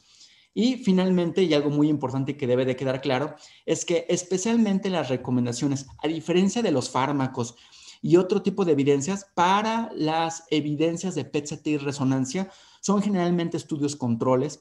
Algunas veces son estudios de cohorte, la mayoría son estudios retrospectivos y las veces en que se pueden hacer estudios prospectivos no se pueden acumular tanta cantidad de pacientes. Aquí hay unas partes reglamentarias en cuanto a bioética que establece pues la radiación, la cantidad de contraste que se le coloca a los pacientes, el precio de lo que cuesta, pero especialmente aquí lo que dista a no poder establecer protocolos tan grandes como lo es con los medicamentos es que, como ya vieron en las diapositivas que les mostré, hay una gran cantidad de radiación que se expide a través de PET-CT. Por lo tanto, la mayoría de las evidencias que son de PET-CT y resonancia, si se dan cuenta, equivaldrían a un grado de recomendación de descripción que va del 2C o al 1C. Es decir, son recomendaciones fuertes pero aún así son evidencias de baja o de muy baja calidad. ¿Por qué? Por la metodología, por la heterogeneidad de las poblaciones, y eso trae entonces como consecuencia que las evidencias que se vienen arrastrando a través de todas las guías y las recomendaciones que se establecen a través de todas las guías sean a través de estudios que son pues generalmente con pocos pacientes, pero lo suficiente para poder recomendarlo. Y finalmente, y me gustaría acabar con esta diapositiva y pasar a las preguntas, cualquier pregunta que tuvieran, es que entonces las consideraciones finales es, se puede comenzar con una serie ósea, pero siempre tenemos que tener claro que va a ser menos sensible que la tomografía, obviamente menos sensible que la resonancia y obviamente no va a aportar lo que aporta un PET-CT. Y en cuanto a la sospecha de fractura, se puede iniciar ahí sí con una ecografía de la región en donde se está sospechando la fractura, ya sea una ecografía de tórax, una ecografía de columna bilateral, pero generalmente y posteriormente se van a estar una tomografía para poder valorar si ese paciente es candidato a vertebroplastías o cementoplastías o a tratamientos específicos de osteosíntesis. En cuanto a existan tomografías computadas negativas, se puede considerar entonces una resonancia o PET-CT, puesto que van a ser más sensibles y más específicos. Ya dijimos por qué, especialmente por los falsos positivos y negativos. Y finalmente, lo más importante de estas diapositivas es que se debe considerar para la evaluación de respuesta al tratamiento el PET-CT. Ahora, hay todo un tema en cuanto al PET-CT, en cuanto a las clasificaciones. Finalmente, yo creo que ustedes tendrían que ponerse en contacto con su radiólogo de confianza. Él les va a poder establecer mejores diagnósticos en cuanto tenga la indicación específica, sepa si se le está dando tratamiento, identifique dónde son las áreas donde hay clínicamente más dolor o donde hay sospechas de fracturas, y esto les va a traer pues una multidisciplinaridad y un diagnóstico más específico y más sensible, especialmente cuando se realiza el PET-CT, puesto que es un estudio más caro, necesita un abordaje también de un médico nuclear y por lo tanto también se necesita saber algunas partes fisiológicas, entre ellos que no tenga un trauma, que el paciente haya o no recibido radioterapia o alguna cirugía o algún trauma en esa región. Esto con la finalidad de disminuir la mayor cantidad posible de falsos positivos y falsos negativos. En pocas palabras, hay todo un tema de PET-CT, hay aproximadamente unos 30 radioisótopos que se utilizan actualmente, hay muchos en investigación, es todo un tema apasionante saber cómo funcionan, la investigación que se esté elaborando, a pesar de que algunas investigaciones van lento, van a poder ofrecer quizás en algunos casos muy específicos un diagnóstico más específico, pero esto ya es algo muy de radiólogo. Si ustedes gustan y me ofrecieran la oportunidad, podríamos hablar en alguna otra ocasión especialmente sobre radioisótopos de PET-CT, pero con esta diapositiva quedó claro de que el PET-CT es el único que va a poder permitir evaluar la respuesta al tratamiento, especialmente cuando lo que se está buscando es que no exista residual o que no exista una recurrencia. Y con esto podríamos finalizar. Les dejo mis datos. Si alguien quiere ponerse en contacto, con muchísimo gusto a través del LinkedIn o del correo principal, les haría ya sea la evidencia que necesitaran, si necesitan alguna parte acerca de la investigación que se está elaborando de PET-CT, pero especialmente también si ustedes necesitaran algo acerca de sus pacientes con mieloma múltiple. Y eso sería todo.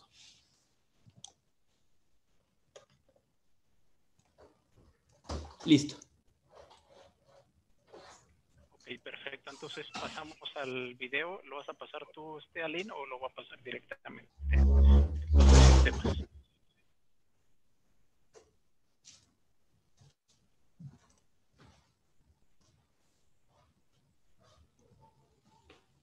¿Puede pasar JC el video, por favor?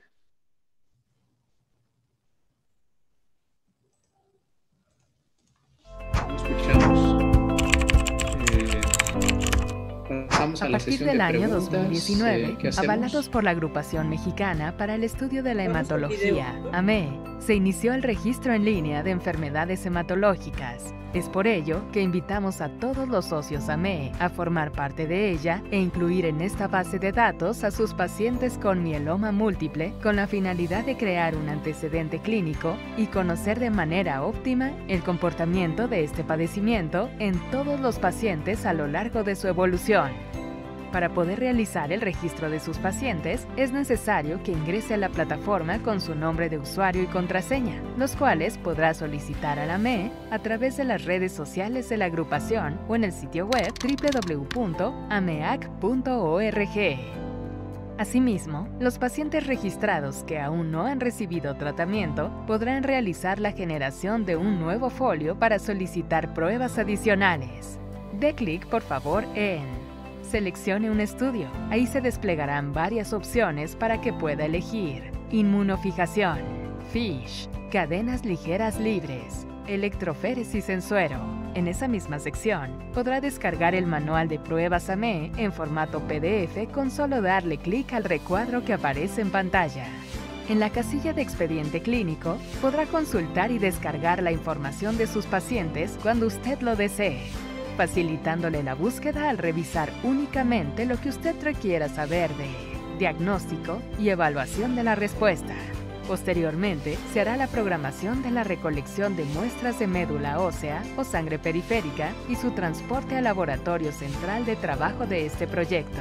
Es importante mencionar que para la toma de muestra para FISH se utilizará tubo verde con heparina de sodio, cadenas ligeras, y para EF e IF se usará tubo rojo sin anticoagulante, suero, o el paciente programa la toma en laboratorio de referencia.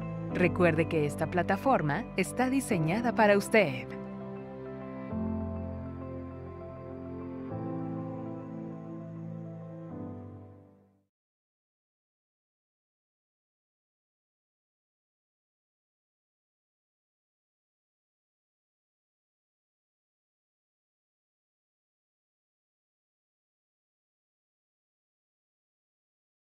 Muchísimas gracias a la Asociación Mexicana para la Hematología para permitirnos nuevamente estar aquí con ustedes, para permitirnos desarrollar estas sesiones a lo largo de todo el mes de septiembre en el marco de la concientización del Día del Mieloma Múltiple.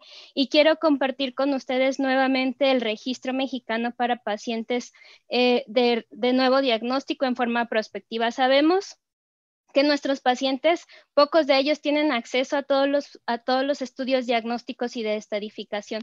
Esto ha dificultado que sepamos con claridad cuáles son los perfiles de pacientes que nosotros tenemos y si de verdad en México hay factores de mal pronóstico, que en realidad lo que podríamos pensar es que no tenemos acceso a medicamentos, que ni siquiera podemos estadificar adecuadamente a un paciente. Es por eso que, apoyados de múltiples industrias farmacéuticas y a través de la Asociación Mexicana para la Hematología, hemos conseguido los recursos para desarrollar este proyecto que creemos de vital importancia para que todos los pacientes puedan, primero que nada, tener un diagnóstico adecuado y oportuno, y que nos dé las herramientas para poder solicitar a las autoridades y a los pagadores el acceso a fármacos con datos claros, con datos concisos, con datos concretos y reales de nuestra población.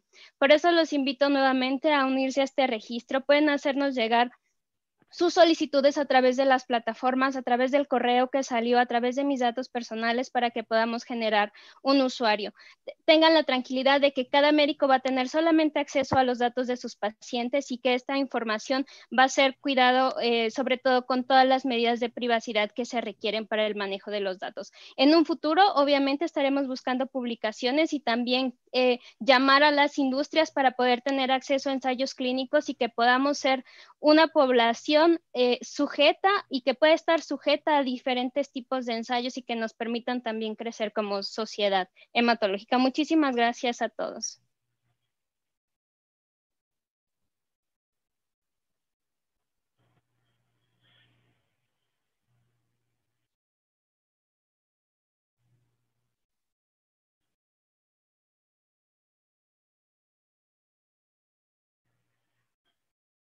Pues bien, entonces pasemos a la hora de sesión de preguntas, comentarios, discusión. Antes, permítanme comentarles en lo que vamos teniendo más preguntas y comentarios. Como cada vez, pues comentarles que tenemos casi 600 personas en línea, por supuesto, bueno, pues mayoritariamente de México. Agradecer importantemente a nuestros colegas de todas partes de la República Mexicana que se están enlazando semana a semana con nosotros. Pues prácticamente podemos decir que de todos los estados hay un grupo importante que nos siguen. De Puebla es el sitio más numeroso, seguido de Jalisco, Estado de México, Michoacán, Nuevo León, Oaxaca, Veracruz, Chiapas, por mencionar los 10 primeros, y igualmente acerca de los que nos siguen en el resto de América Latina. Muchas gracias a nuestros amigos de Bolivia, que siempre cada vez un número cada vez más numeroso de personas se enlazan y nos siguen a través de esta plataforma y a través de las redes sociales. También otro grupo importante de colegas, igualmente saludos a los colegas de Perú, de Colombia, de Ecuador, de Paraguay, de Chile, de Argentina, por supuesto, de España, de República Dominicana, de Nicaragua, de Panamá, de El Salvador. Muchas gracias a todos por seguirnos, por estar cada semana y cada vez un grupo más numeroso, y gracias por los comentarios para la mayor parte de nuestros conferencistas el día de hoy, en los cuales, pues la verdad, todos los comentarios son halagadores acerca de los 3 conferencistas que tuvimos el día de hoy. Y bueno, pues empezando con, hay 2 preguntas para el doctor Joseph. Una primera pregunta para el doctor Joseph es, ¿qué línea escogería de tratamiento para los individuos de más de 60 años? ¿Únicamente se consideraría la edad, o aquí habría que considerar si el paciente es fit o no es fit? ¿Qué criterios habría que tomar para decidir tratamiento? Y la otra, si se hace alguna evaluación geriátrica para este tipo de pacientes, independientemente de la edad.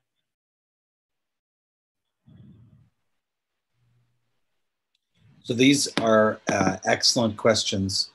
Thank you for Muchas gracias, son excelentes preguntas. Gracias por hacerlas. Y de hecho, son de las áreas más importantes del trabajo e investigación en mieloma. Nos hemos asociado con la comunidad geriátrica mucho más que antes. La respuesta corta es que no deben determinar su tratamiento para un paciente con base en la edad solamente. Ese es el punto número 1. El punto número 2, realmente usamos los mismos principios de tratamiento en pacientes más frágiles o mayores que los pacientes jóvenes, con excepción del trasplante autólogo de células progenitoras, que no le ofrecemos a personas que son muy frágiles.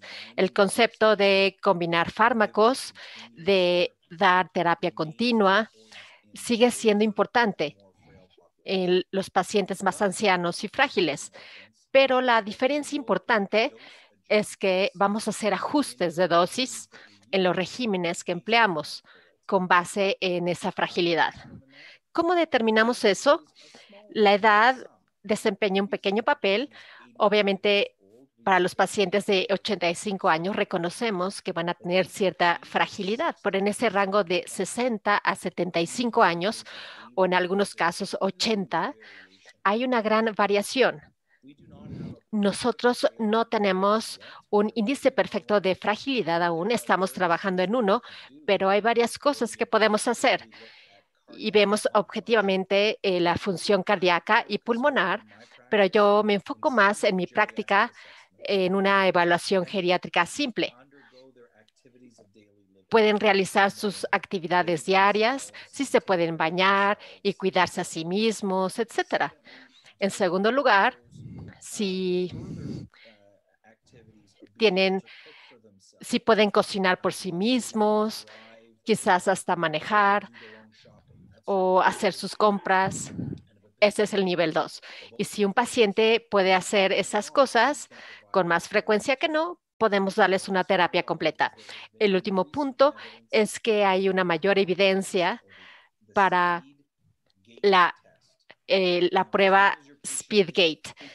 Si su paciente no tiene afectaciones en su vida por el mieloma, podemos ver que un índice de fragilidad muy importante es que si el paciente no puede caminar 4 metros en 4 segundos, 1 metro por segundo, Muchas clínicas de mieloma ponen un pedazo de cinta en el piso y ponen otro a 4 metros y le piden al paciente que camine estos 4 metros.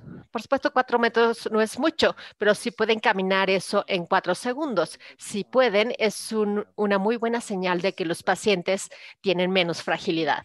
Personalmente, en pacientes que yo creo que son más frágiles, uso una menor dosis de lenalidomida y ajusto el bortezomib, pero el bortezomib se los doy subcutáneamente y semanalmente. No ajusto la dosis del daratumumab. Espero que eso haya sido útil. Muy bien, y dado que ya tiene la palabra el doctor Joseph, otra pregunta igualmente dirigida para el doctor es, en pacientes de alto riesgo que están en primera recaída y los cuales no son elegidos para trasplante, ¿cuál sería el tratamiento? ¿Qué terapia le continuaría en ese paciente? Que sabemos que está en recaída, no es elegible a trasplante. ¿Qué tratamiento debería continuarse en este paciente? ¿Cuál sugeriría? Bueno, esta es una muy buena pregunta porque, como dije en mi plática y como escuchamos en la plática de selección clonal, tenemos una gran variación en el mieloma de riesgo estándar a riesgo alto. Me gusta pensar en ello de esta manera. Yo suelo decir que hay 4 principios importantes al tratar a un paciente de alto riesgo, en especial como el que se describió que no es elegible a trasplante y está en recaída. Número 1, debemos usar una terapia combinada. Es muy difícil controlar una enfermedad de alto riesgo con un solo fármaco. Cuando sea posible, debemos usar más de un solo mecanismo de acción. Número 2, tratamos continuamente hasta la recaída. Hemos visto que en pacientes de alto riesgo, si suspendemos la terapia, la enfermedad regresa rápidamente. Así que necesitamos un tratamiento de largo plazo sostenible. Punto número 3, aunque hay algunos pacientes que les va bien con respuestas menores, en los pacientes de alto riesgo, la respuesta más profunda posible es lo mejor. Así que el objetivo, en tanto sea posible, es la negatividad EMRR. Y por último, el principio número 4 es que cuando sea posible y esté disponible, debemos incluir un inhibidor de la proteasoma. Tenemos evidencia fuerte para los inhibidores de proteasoma en mieloma de alto riesgo. No siempre es así, pero en general así es. Así que en pacientes que sean de alto riesgo y que no sean elegibles a trasplante y que tengan recaídas, los regímenes que yo tiendo a usar son daratumumab más bortezomib. El daratumumab más carfilzomib. Si el paciente tiene la eliminación del PF53, el daratumumab más pomalidomida también es una opción razonable, porque tenemos evidencia de que la pomalidomida es útil en la eliminación del PF53. Por último, si tienen una translocación 414, entonces realmente queremos usar un inhibidor de la proteasoma, porque esa vía es muy sensible al el inhibidor de la proteasoma. Así que una terapia combinada nos da una respuesta profunda que incluye un inhibidor de la proteasoma. Ok, muchas gracias, doctor Joseph. Bueno, hay 2 preguntas para el doctor Cristian, que bueno, sí quiero acotar que pues hay varios comentarios, felicitaciones por tu presentación, doctor Cristian. Pero bueno, la pregunta, dado la variación clonal que tienen los pacientes y que tú bien explicaste, una de las preguntas comentan que si sería necesario de inicio o con base a esto a los pacientes de primera vez o subsecuentes para valorar remisión o incluso recaída, ¿tú recomendarías que se hicieran aspirados de médula ósea en sitios diferentes? Es una pregunta que te hacen con base a tratar de identificar si efectivamente es la misma clonas anormales o no es necesario desde tu punto de vista. Ese es un punto, por ejemplo, muy interesante. Yo consideraría poder clasificar a cada paciente acorde a su comportamiento. ¿Eso qué quiere decir? Dependiendo de la velocidad de su ascenso, de su componente monoclonal, la velocidad en la que responde, más o menos podemos identificar o sugerir que ese paciente ya está haciendo hasta cierto punto algún tipo de selección. Porque hay pacientes los cuales responden muy rápido, entonces probablemente hay una clona que conduce a la enfermedad, pero si el paciente va respondiendo de manera cada vez más lenta y hace ese plató, esa meseta, y ya vamos a la mitad del tratamiento y todavía no logra reducir, probablemente ese paciente sí tenga algún grado de resistencia. Yo creo que tendría beneficio si pudiéramos hacer esta extensión de los estudios moleculares. ¿Por qué? Porque podemos saber que hay diferentes ecosistemas en diferentes sitios, pero probablemente irnos solamente hacia la morfología, etcétera, yo creo que no nos brindaría mucho beneficio. Yo creo que en este punto nos ayuda a entender la enfermedad. ¿Por qué? Porque ya sabemos en base al comportamiento clínico que esta enfermedad tiene que tratarse con 2, 3 o drogas y con estrategias más rápidas para eliminar clonas más agresivas. Entonces yo creo que tal vez el beneficio sea más para poder entender el comportamiento de cada paciente y que cada paciente ya es diferente, más que un beneficio real de poder biopsiar en un sitio, biopsiar en otro sitio y así. Yo creo que no nos daría tanta información, a menos que le pudiéramos hacer esos estudios de extensión. Ok, entonces con base a lo que tú dices es aspirado diagnóstico y sobre todo si vamos dirigido a la pregunta, porque va muy dirigido a la pregunta a tratar de identificar si hay diferentes clonas. Evidentemente habría que hacer otro tipo de estudios, efectivamente, para tratar de identificar específicamente si es que es la misma clona de inicio o son clonas diferentes, o eso te puede servir incluso muy ligada a la siguiente pregunta para evaluar enfermedad residual mínima.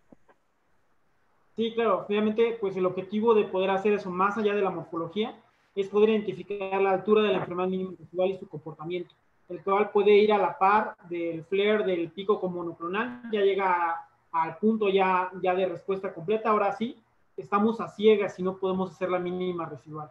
Entonces, ahí ese es como casi el que nos orienta para saber qué es lo que tenemos que hacer más adelante, o si el paciente ya va a recaer muy rápidamente, porque ya cuando se aplana todo el componente M, estamos a ciegas. Entonces, ahí tenemos que seguir, pues, finalmente en base de la enfermedad mínima residual. Vale, y una pregunta, Cristian, dado que tú en algún momento tenías la inquietud de hacer algo independiente a lo que compañías ya tienen estandarizado, la probabilidad de tener CAR T-cell en México para este tipo de pacientes, ¿le ves alguna posibilidad pronta o tendríamos que esperar que sean bajo estudio comercial, o podría tratar de implementarse como un proyecto de investigación? Yo creo que igual esto sí requiere un proyecto multicéntrico que podamos apoyar no solamente pues los hospitales, sino las universidades, para poder desarrollar nuestra CAR T-cell hecha en México. Yo creo que todavía falta para que podamos llegar a ese punto, pero sí nos abriría la oportunidad de poder brincar al siguiente nivel de tratamiento. Entonces, yo creo que esa es una puerta, una gran ventana de oportunidad para poder intentar pasar al siguiente nivel, ya que finalmente yo creo que no vamos a tener más unidades de trasplante, y más por la situación económica que tenemos ahorita en nuestro país. Tenemos que buscar otro tipo de estrategias para poder atender a nuestros pacientes. Vale, ok.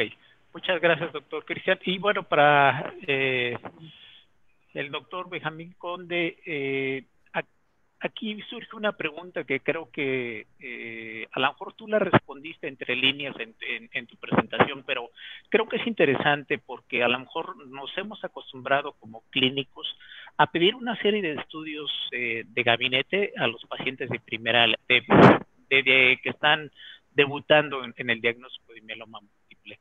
¿Cuál sería la recomendación específicamente de pacientes con mieloma múltiple? ¿Qué estudios de gabinete serían los sugeribles? Porque, bueno, uno de automático, incluso es una de las preguntas que nos hace una doctora que trabajaba ya en oncología, es, pues habitualmente uno tiende a hacer seriosa, sí tiende a hacer un gamagrama óseo, hacer tomografía.